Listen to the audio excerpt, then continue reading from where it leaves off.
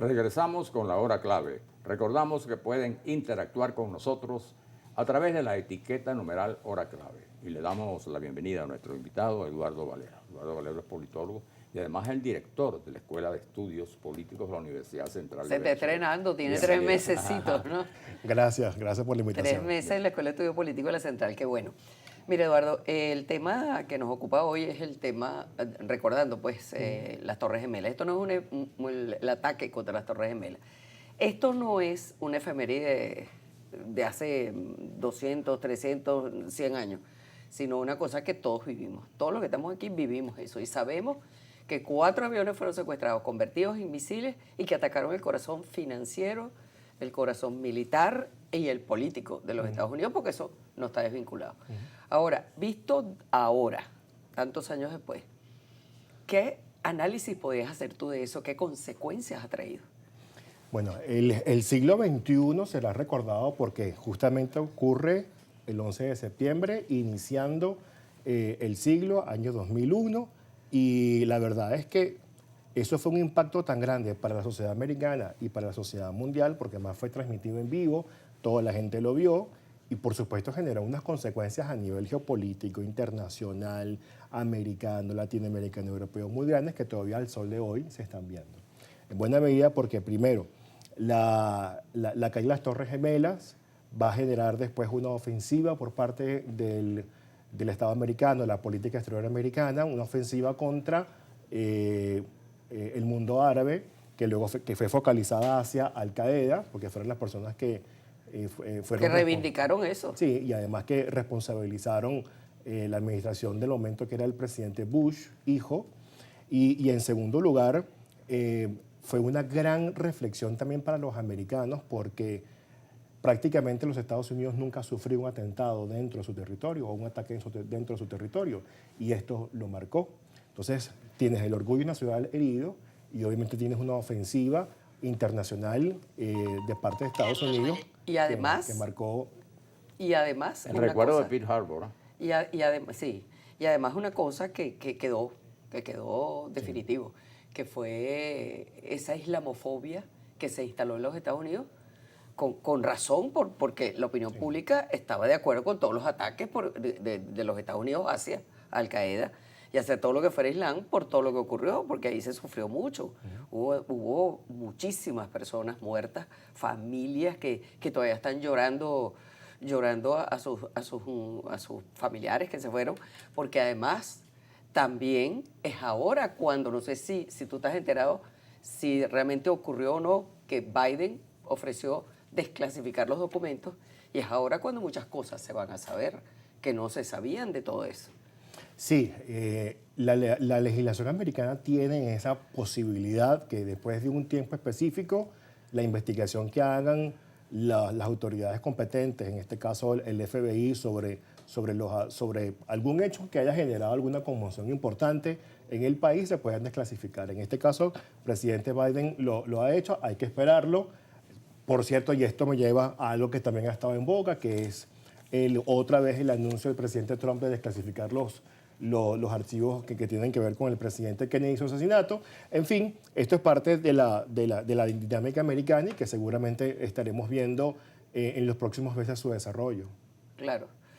Hay otra cosa interesante. Decía también en el caso de Pearl Harbor, porque además del efecto directo que ya hablamos, pues, imagínate tú, en Nueva York, bueno, las Torres Gemelas, su símbolo, digo, económico, bueno, atacado, posteriormente el Pentágono atacado, y luego atacado, bueno, ¿y cómo es esto? ¿Qué fuerza externa? ¿Qué ejército grande? ¿Qué mecanismo?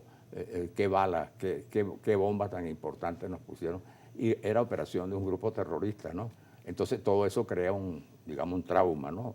Tiene un efecto psicológico en la población norteamericana, no solo en la élite, sino en general en el norteamericano, ¿no? Sí, el americano de base desarrolló a partir de ese ataque unas reacciones psicológicas muy fuertes, porque literalmente entraron en paranoia, no es fácil, eso a su vez generó una mayor control por los aeropuertos.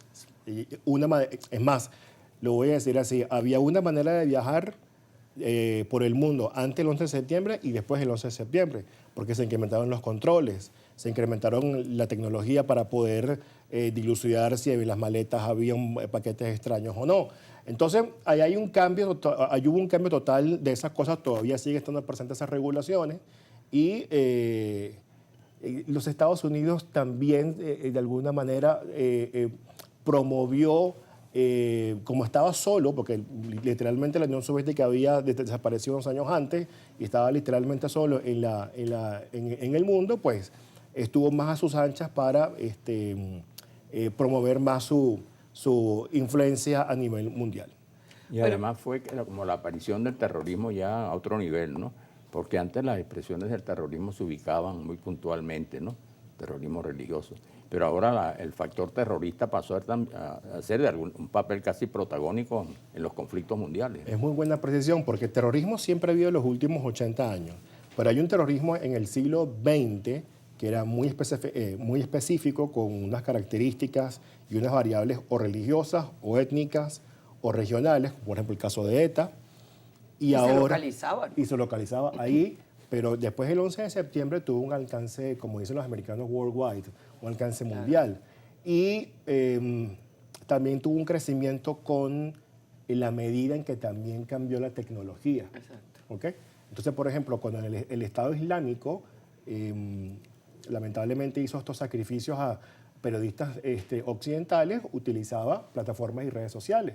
Entonces uno puede ver cómo la inteligencia de terrorista más la tecnología, pues entonces te cambia la manera de acción y por supuesto tiene que cambiar la manera de defenderse los estados. Y conectado con todo eso, podríamos decir que se inauguró con eso una forma distinta, una nueva forma de hacer la guerra, de atacar, porque realmente, como tú precisabas al principio, es la primera vez que ese país fue atacado internamente. Es decir, ya no es que el terrorismo secuestraba a naves en territorio asiático, sino que ahora ellos van a países que no están metidos directamente en el conflicto y entonces hacen la guerra allí. Sí, Manuel Felipe hablaba de Pearl Harbor, es territorio insular, pero Nueva York es territorio continental americano. Exactamente, por eso te digo que es una nueva forma de hacer la guerra y lamentablemente pareciera que es la que han escogido los terroristas de nuevo cuño para ampliar sus acciones. De hecho, en la campaña presidencial del 2004, cuando Bush se enfrenta a John Kerry, el issue durante toda la campaña fue los terroristas.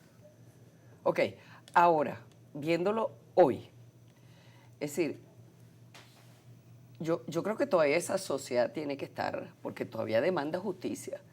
Es decir, todavía esa sociedad tiene que estar muy herida. Después de eso se han desatado una cantidad de procesos allá en los Estados Unidos, de agresividad, de una cantidad de cuestiones, ¿no? Entonces yo creo que eso tiene que haber hecho mucho daño interno también. Sí, el daño psicosocial por el impacto que generó es muy, muy, muy grande.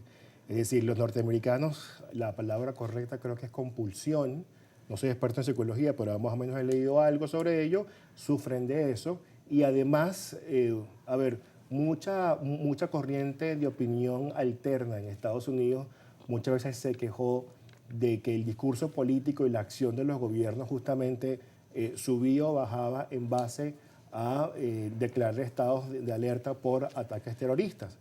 Digamos que esto se acaba cuando Obama literalmente anuncia la muerte de Osama Bin Laden y por supuesto cambia el discurso de la élite americana en cuanto a la política exterior. Claro, porque antes tú, como te digo, tú secuestrabas un avión, obtenías o no lo que querías, de repente podías hasta volar ese avión, pero eso es que se te metan en tu territorio, te secuestren 4 aviones, lo conviertan en misiles y te ataquen el corazón financiero, eso es una cosa inédita. Todavía no ha vuelto a ocurrir. Yo recuerdo que tenía 26 años esa mañana y yo me estaba vistiendo para ir a pedir el acta de grado en la Universidad Central.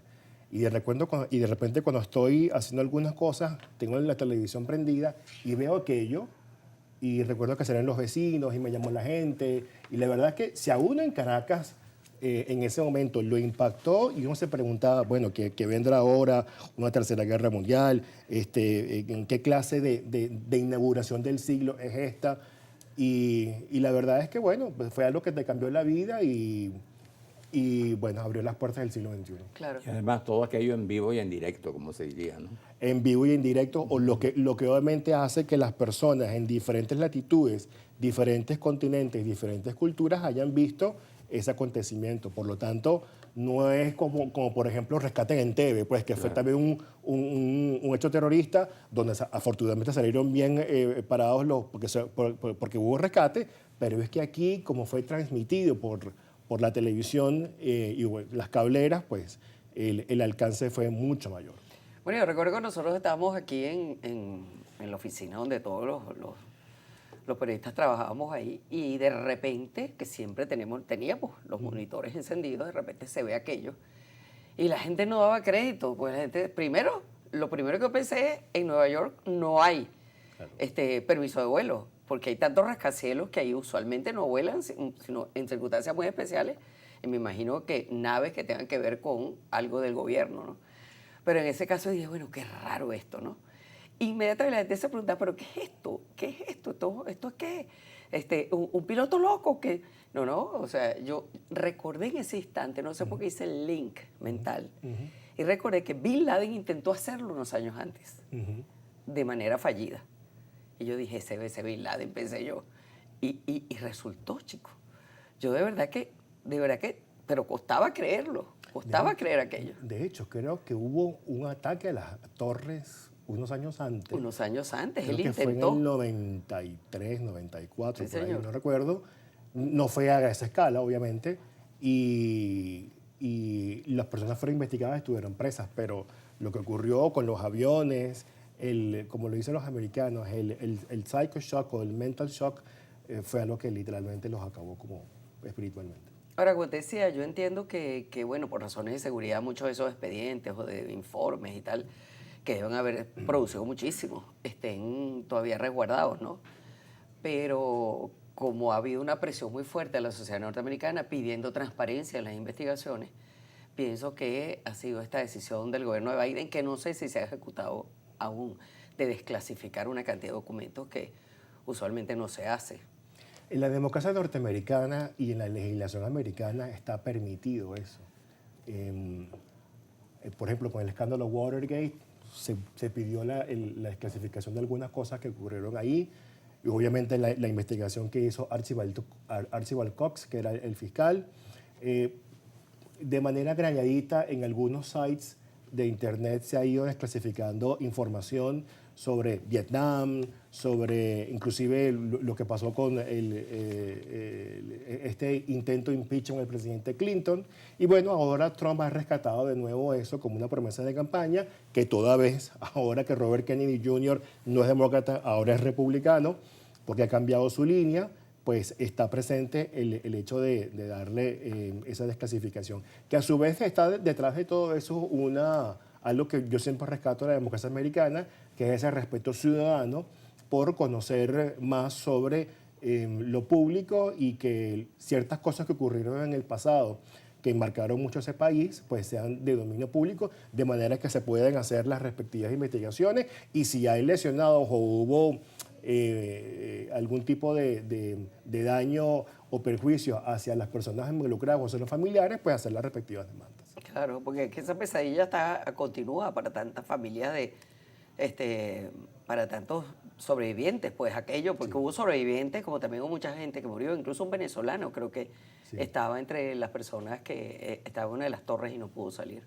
Sí, y además hubo dos policías de NYPD, de la Policía de Nueva York, que se les cayó literalmente la torre encima, creo que fue la segunda torre en la que cae a las 9:30 de la mañana, y sobrevivieron. Pasaron unos cuantos días ahí, claro, ¿no? Pero sobrevivieron. Claro, pero fue una pesadilla terrible, obviamente. E inclusive, Maki, hasta el protocolo de seguridad de los bomberos cambió después de ese ataque. Así es, muchas cosas cambiaron. Sí. O sea, ahora vamos a analizar todas, tendríamos que hacer 3 o 4 programas juntos. Sí. Muchas gracias por haber venido. No, gracias a ustedes. Y mucho éxito en tu gestión en la Universidad Central. Muchas gracias a ti. Vamos a la pausa, ya volvemos.